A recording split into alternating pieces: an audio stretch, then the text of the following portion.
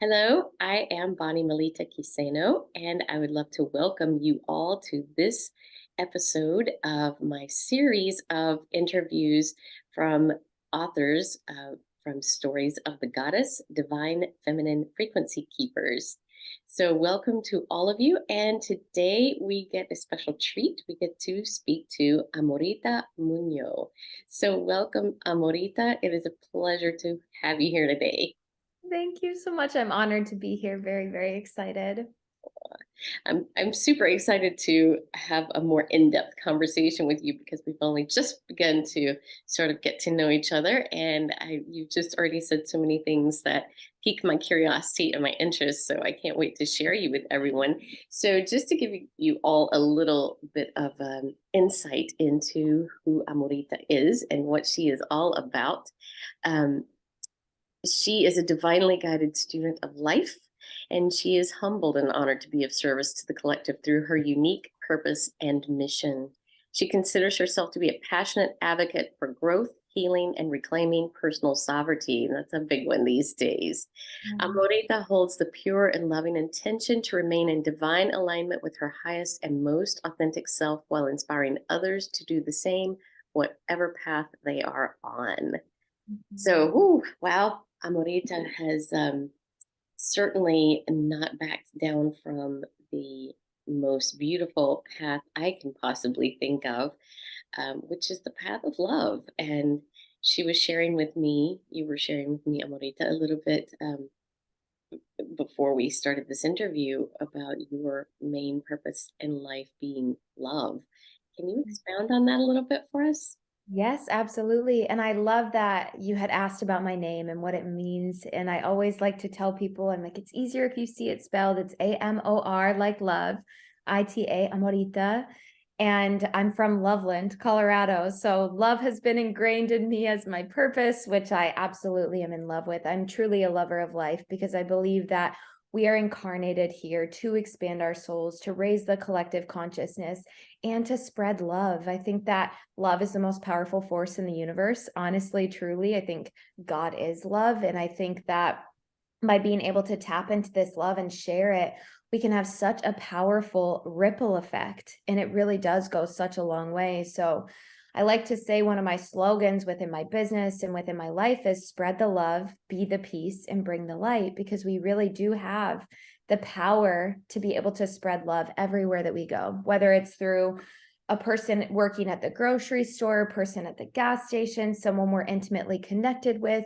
We are always gifted with opportunities to spread love. And I think that it comes so naturally when we can tap into that frequency and when we're able to be a beacon of light and love and just exist in that frequency. And it still is a practice. And also, it goes such a long way. It's like if someone's having a really bad day, and I've witnessed this, and all we do is smile at them or just see them and recognize that they are exactly where we are, that our paths are crossing, that we're face to face or interacting with each other in some way. If we can see each other in this way, then we're reminded that we're never alone. And I think that we're gifted with that opportunity always. And we live now in a world that a lot of people are looking down. They're looking at their phones. They don't want to look at each other in the eye. They don't want to connect. And so I think the power of connection, being able to simply smile at someone, has that power to move mountains. I genuinely believe that, and to change someone's life by that simple interaction. So yeah, I'm definitely here for the love. No doubt about it. Absolutely. And I am so with you on that, sister, because I'm all about love as well. And just, I can't understand like the absence of it, or, if you love someone, like you can't, I don't understand like ever stopping loving them. So yes, I totally feel you, but I just have to share this. It's silly and it's funny, but I just have to share it. I'm from Georgia originally. And so Georgia, for many years, was known as the peanut state. I don't know, maybe still, but for many years, it was known as the peanut state. And when I was in college, there was this saying going around: peanut butter is love, spread some around. I love it. So cheesy. It's so good. I know, It's right? But good. the really fun, I mean, it's funny and it's goofy, but the interesting tie-in for me is because my mom, who is just the epitome of love to me, she, if you like, if any food you took away from her, the one you couldn't take would be peanut butter. Like, she just loved peanut butter. It didn't matter what it was on. She peanut butter on everything, right? And so it just is funny to me that peanut butter is love spread some around, and then that just happened to be like pretty much her favorite food on the planet, and she would spread it all over everything. And then that leads into the stories of the goddess, because my chapter is, primarily about a specific part of my experience with my mom, and Mm. my chapter begins with I am in love. Oh, So thank you for, bringing that sort of light-hearted thought to me, because I had not made that connection until this conversation. So thank you for bringing that to me. Yeah, that's love that. That's so connected and so divine. How yeah, beautiful. right. Yeah, and I feel like it's just my mom's way, almost, of like saying, hey, she's not in her body anymore, and I feel like it's just kind of her way of saying, hey, lighten up, sweetheart. Yeah, have Yeah. some fun. Yeah, yeah, exactly. I love So, that. so tell us a little bit, Amorita, about your chapter. Yes, definitely. So part of my chapter, and this is coming through probably because you just shared the opening of yours, and I wrote, "You've always been held," in quotes from the goddess. And I think it's such a loving reminder that throughout our entire lives, our entire journeys, we have been held, we always will be held. And that is the unconditional love that is the divine feminine. So, a big thing for me, what I wanted to express and get through in this chapter, I also share some about my childhood, my experience with my own mother, which was less than pleasant, but it really helped shaped me to who I am. And it was such a loving reminder that even though I didn't have that direct experience with my own mother, the archetype of the mother and the goddess was always there holding me, always there loving me, supporting me. So a big lesson or gift that I wanted to share within my chapter, if you will, is that we're never alone. Everything we need is already within us. We have it all within us. We don't have to look outside of ourselves. Someone else's opinion or perception of us doesn't define who we are. Everything we need is already within. So I think that in the world where a lot of our validation can come externally, or a lot of our belief systems, how we believe about ourselves even, can come from external sources. It's so important to tune back inwards, to Mhm. know that we have everything we need within us, to know that we've always been held, that we will be supported, that we will be guided as long as we're open to it. And that's something I really wanted to express and channel and share in the chapter, was that we all have access to this inner wisdom, this divine guidance, this infinite source of love, but it truly is up to us to tap into it. We have free will. So it's just as easy to tap into this, and it's just as easy not to. So I think that being able to bring light to that, of knowing we have a choice, knowing that it's up to us. We can't control the experiences that happen directly in our lives, but we can absolutely control how we react and how we respond, with the power of pause, of course, which I love to speak on. I'm like, the power of pause goes a long way, because listen, this human journey, this human earth walk is not easy, but we came here to expand, to learn, and to grow. So if we can remember that and be aligned with our highest self, our God consciousness self, then we're ultimately supporting our own journey and the entire collective consciousness as well. Yeah, and you've brought a couple of points to me. So you said, everything we need is within us, and I also sort of think it's also without us, Mhm. like outside of us as well as within us, because we aren't actually just this little island, stuck on a planet that's spinning around in the middle of nowhere, walking around wondering how in the world we stay stuck on it, right? So Mhm. it's it is within us, but I feel like we're almost, when you said that, I saw us almost as like a Taurus, Mhm. that shape where it's like it's out, but it's coming in, and it's going out, and it's coming in. And I sort of, I don't know, I just sort of see it as, maybe we are like a Taurus, and had never had that thought really in that sense until you just said, everything is within us, which obviously, we've all heard that many, many times. But for whatever reason, coming out of your mouth, it sparked that thought for me. So I wanted to just share that with you.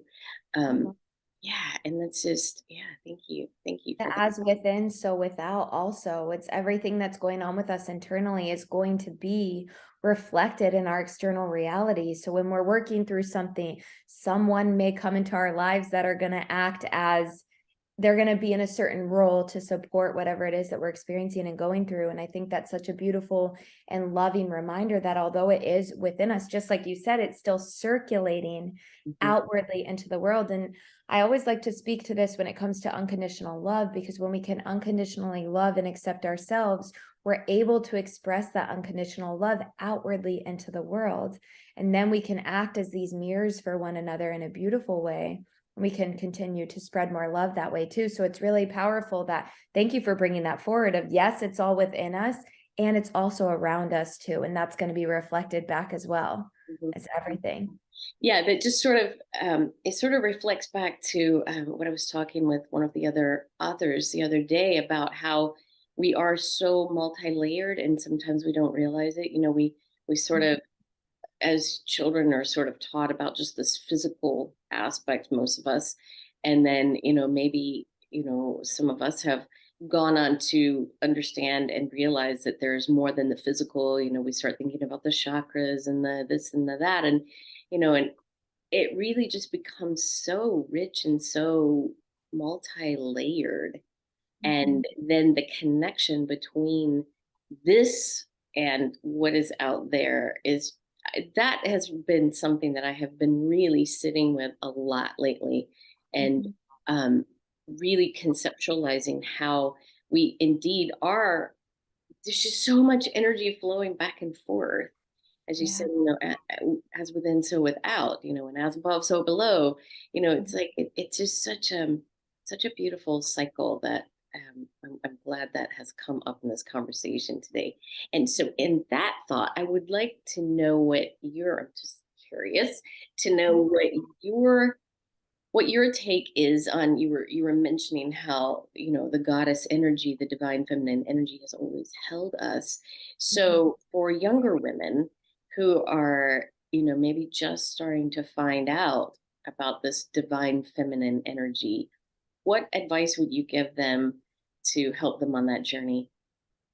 Oh, such a great question. Such a beautiful thing to bring forward. I think really it's our own unique expression and our own unique experience. So, one thing that I really like to speak to for anyone that is kind of rediscovering this layer of themselves and diving back inward, or rediscovering that aspect of who they are in the divine feminine essence, what she has to offer to the world. I think it's so important for us to remember that it's going to be a unique experience for every single one of us within our own specific incarnation. So something that could mean everything to me could mean nothing to you, right? So a phrase I hear a lot of readers use and I use myself, or mentors, coaches, is take what resonates, leave what doesn't. So I think that would be my biggest advice, is seeing how we feel and really tapping into the body's wisdom and that energy behind how certain phrases, even certain words, certain experiences, certain foods, certain music, how does it make us feel, truly feel? That is such a gift from the divine feminine, to be able to tap into how we feel in our intuitive side. So I think that the more that we're able to kind of, I always like to say it's almost like we create our own love language with the universe, because Hmm. it's going to be unique to us. So for some people, it might start out with seeing angel numbers. They might just discover angel numbers and start seeing them everywhere and find out what those messages mean. For someone else, it could be animal totems. For someone else, it could be working with different goddesses that come directly to them or presenting themselves in their journey directly. So I think the biggest thing I would say is finding our own, again, kind of love language with the universe, and really being able to have that gift of discernment to know what is resonating with us and for us at the soul level, and leaving the rest for someone else. I think that's so crucial and important. Not everything has to fit.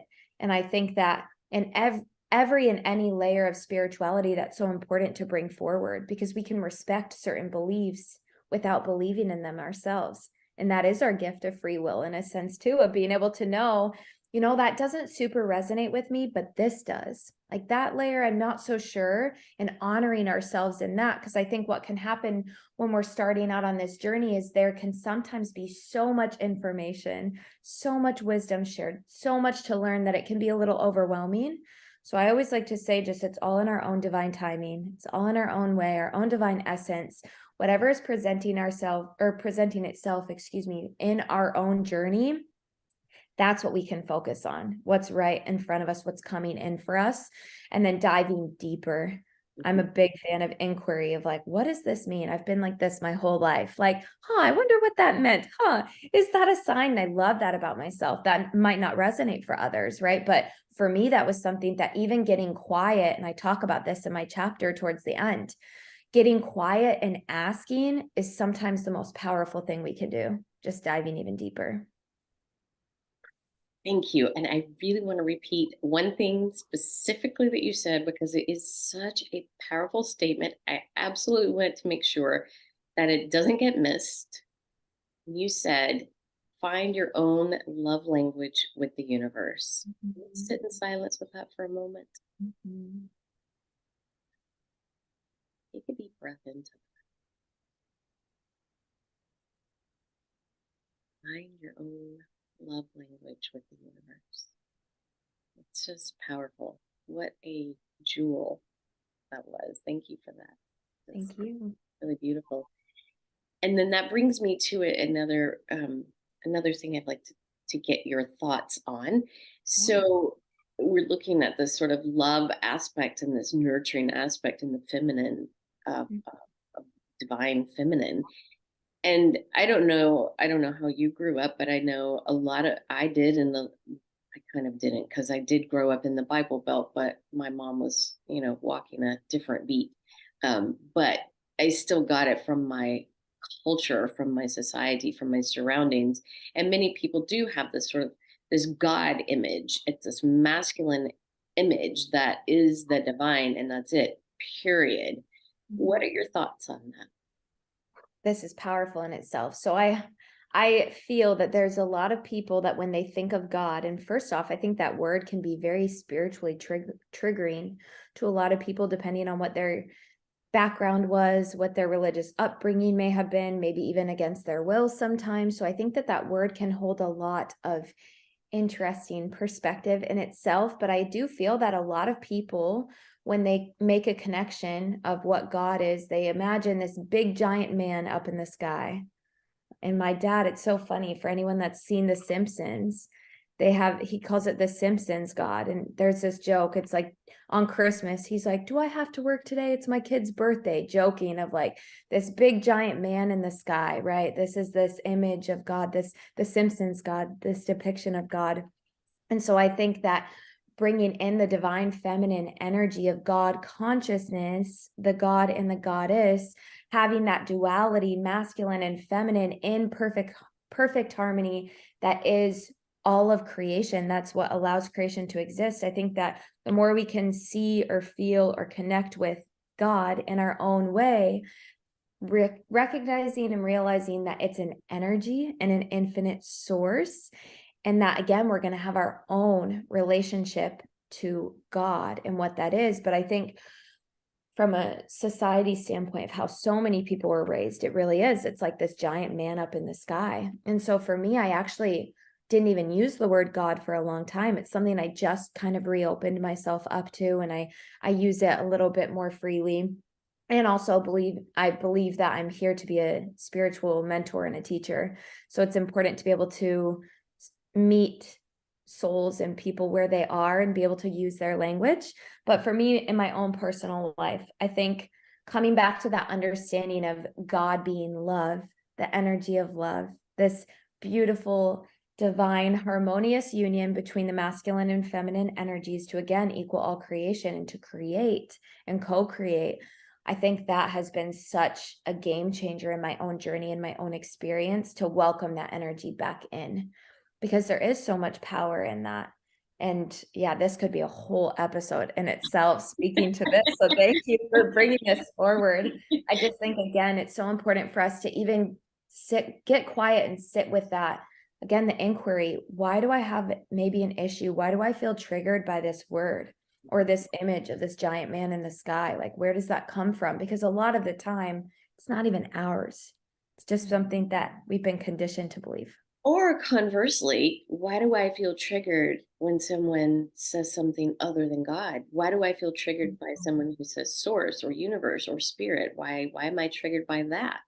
Yeah. And it's Oh, a very much a two-way street, because I yeah. know for myself, I didn't feel comfortable with the word God for a time, and I wasn't sure why. It just felt like it was not all encompassing enough to me. And I didn't even understand the why of that. Sometimes I still don't, because it's such a vast, huge topic. Yeah. But I was afraid, depending on who I was speaking to, not to say it. But I felt like I was betraying myself if I did say it. And so I, like you, have recently started to use it more, and actually realizing that I'm just meeting them where they are. Mhm. Call it whatever you want to call it. It's, we're really all talking about the same thing. But Yeah. I do understand too, the older I get, the more lopsided just the word God feels to me. Mhm. And Yeah. I have actually toyed with the idea of calling it love. Mhm. Um, Absolutely. yeah. There's a particular group of monks in the yoga tradition who they chant Baba Nam Kevalam all the time, and that means is love is all there is, Mm, that's so beautiful. which is interesting because when you think about love is all there is, and the word is comes from you know I am, and I am is also known as the divine name, Mhm. one of the divine names, but it is sort of the really real essence. And oftentimes in yoga traditions, you can find people who will teach that the sound Om was the sound that initially created the universe. So it's really interesting when you think about the vibration of everything. If God is what created the universe. What if Om was the expression of God at that time, and it just happened to be sound waves bumping along, and whatever, or somehow that you know came into this creation of all that we see, because everything is vibration. Some things just vibrate at a level that sounds, some things vibrate at a level that we see, some things vibrate at a level that we feel. So Yeah. how is all that sort of tied together, and that comes back to that sort of multi-layered aspect of ourselves and everything. So yeah, we need to have a series of these conversations. Right. I'm saying it's so powerful and it's so true. And I love that you brought that forward too, with even the triggering around the word universe or source or spirit or whatever it is. And I think, again, it's like what seems to be a big core foundation within this interview of, or this conversation, I should say, is creating and developing our own love language with the universe, because then we can know, okay, they're saying this because that makes sense to them, but I know how I believe and what I feel, what resonates for me. And I think that when we're able to do that, that brings us together and we can create heaven on earth from that energy of union rather than separation. It's not, oh, I believe this and they believe this, I'm right, they're wrong, or they're right and I'm wrong. It's none of that. It's just recognizing that we're going to have, and we may have, and we can have different perspectives, which everything is perspective. So I think that's so Yes. good too. And everything is perspective based on experiences. And everything here really is just an experience, Yeah, absolutely. which really diffuses all the charge around pretty much everything. If you think of it that way, like, oh, it's just an experience, right? Just Yeah, an absolutely. Absolutely. experience. So, uh, on this conversation of wholeness, and integrating things together and weaving things together, that is bringing me to also now think about the experience with Rada Publishing House, Mhm. because as you know and I know, Rada Publishing House is all about bringing together. That's why this book is a collection, a collective of women. That's why it's not written by one of us, it's written by all of us. And that experience and that that sort of concept and task they have set forth for themselves to hold the space, to Mm, create communities around a topic, which culminates in the form of a book, mhm. is I think is rather lovely, and I've had a wonderful experience with it. And would you speak a little bit to your experience with that? Yeah, definitely. I think, and this has been coming up so much this week as we're getting closer. The book is coming out now. It's been such a community effort and such a supportive energy. That's really what I felt this whole process is the unconditional love and support. I knew that if I had questions, I could ask, which is great because I have so many questions all the time. So being able to ask people that have done this before, it's again knowing that someone has already paved the way and we can ask them, hey, what about this? Oh, this is coming up for me, and feeling that support energetically, not just with Rada Publishing House, but with all of the beautiful, powerful beings that came together to create this and co-create it and birth it into the physical. I think it's so powerful to be on the group calls and hear everyone's stories and their own unique flavors and their own expressions.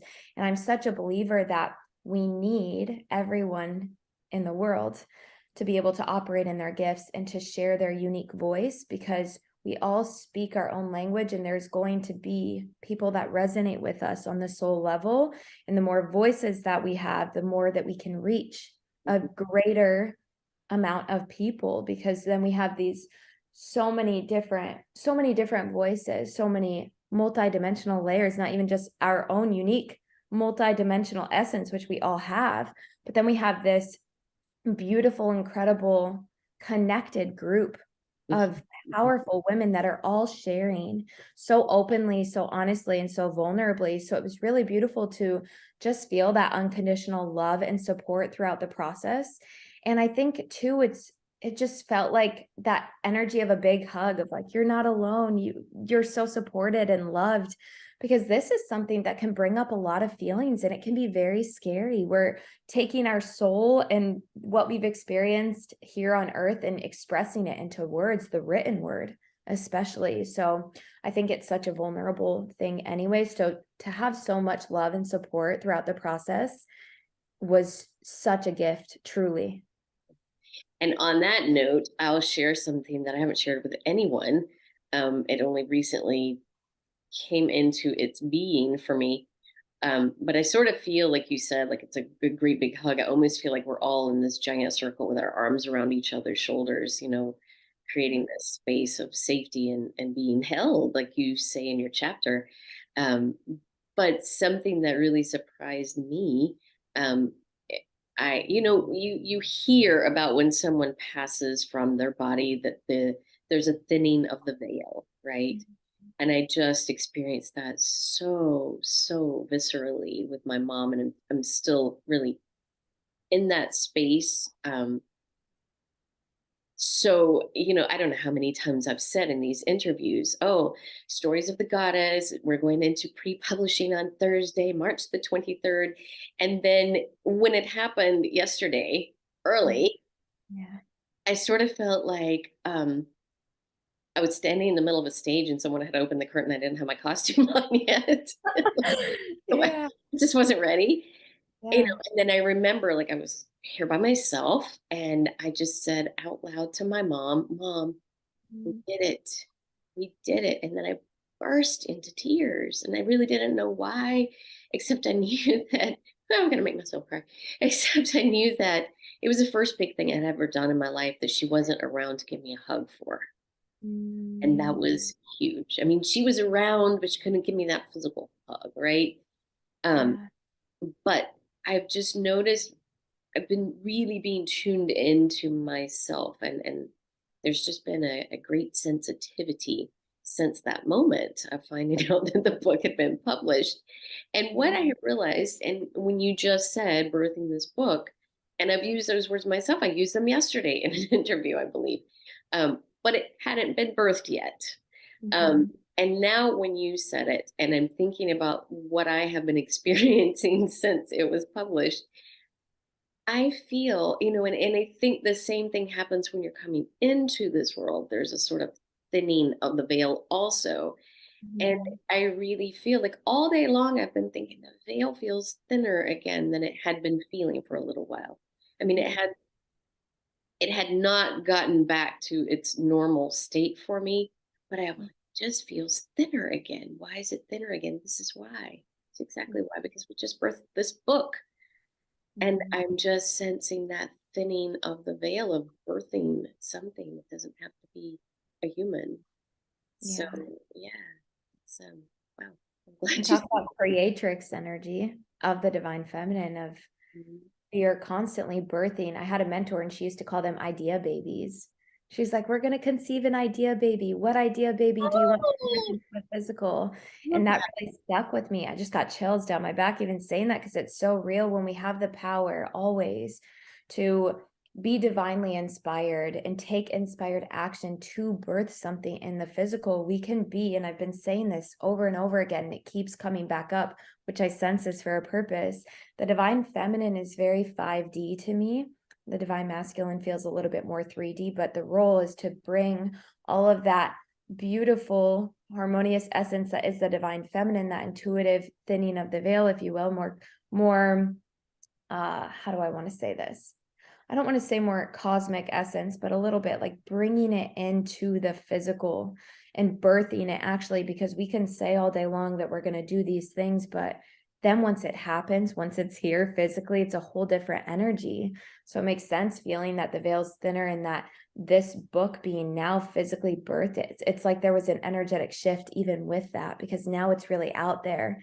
We know obviously how much effort, how much intention, how much time and energy has gone into birthing these chapters each individually in the editing process and all of it, right? But now that it's actually being birthed, it's a whole different energy. And it's so beautiful to witness and to observe not only just how we are ourselves are responding to this being birthed, but also how it's going to impact the greater good and what's going to happen once it's really out there in people's hands and on Mhm. their Kindles and on their iPads, you know. So these words, they have so much power to travel throughout all time and space and find every single beautiful soul that these stories need to find, because the impact is so real. So I think we're all feeling it so much more because now it's grounded here. Now it's real. It's Yeah, really yeah, happening.